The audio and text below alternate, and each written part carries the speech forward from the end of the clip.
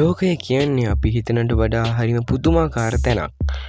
විද්‍යාවටත් පැහැදිලි කරගන්න බැරි අමුතු දේවල් අදටත් මේ ලෝකෙ තියෙනවා. ඉතින් අද සත්‍ය ගවේෂක අපි බලන්න යන්නේ ලෝකයේ තියෙන අමුතුම සහ අද්භූත ස්ථාන 3ක් ගැන.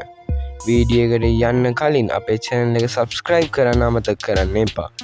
එහෙනම් අද යන් අපේ වීඩියෝ එකට. අංක 1 ලේ ගලා යන දියඇල්ල.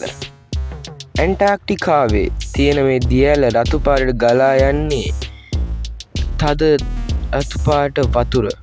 මුල් කාලේ මිනිස්සු හිතුවේ මේක ඇත්තටම ලේ කියලා.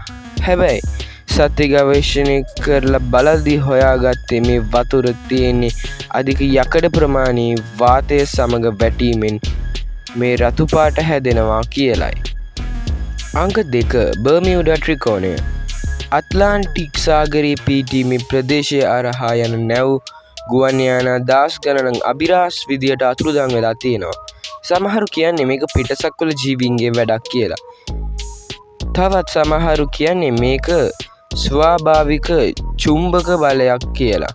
අදටත් මේ ලෝකයේ ලොකුම අභිරහසක් වෙලා තියෙන්නේ බර්මියුඩා ත්‍රිකෝණය. අංක 3 ඇඹුරුණු වනාන්තරය. පෝලන්තයේ පිහිටි මේ වනාන්තරයේ තියෙන හැම ගසක්ම එකම පැත්තට නැවිලයි තියෙන්නේ. මේ ගස් මේම හැදෙන්න හේතුව මොකක්ද කියලා විද්‍යාඥයින්ටවත් හරියට කියන්න බෑ.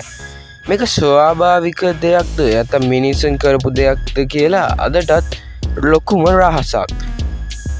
ඉතින් මේ ස්ථාන තුන වැඩියෙන් පුදුම කරපු තැන මොකද්ද?